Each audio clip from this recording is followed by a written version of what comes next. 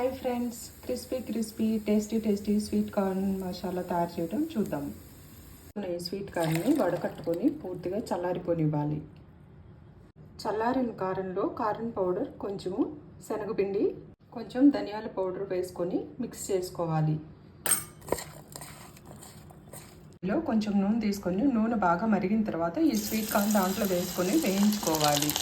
వేయించి పెట్టుకున్న sweet కార్న్కి masala prepare చేసుకుందాం. దాంట్లో ముందుగా ఒక పాన్ తీసుకొని దాంట్లో నెయ్యి వేసుకొని దీని తర్వాత అల్లం చిన్నులపై తరిగింది, కొద్దిగా జీడిపప్పు, కరివేపాకు, కొద్దిగా జీలకర్ర, ఆనియన్స్ కూడా వేసుకొని బాగా ఫ్రై చేసుకోవాలి.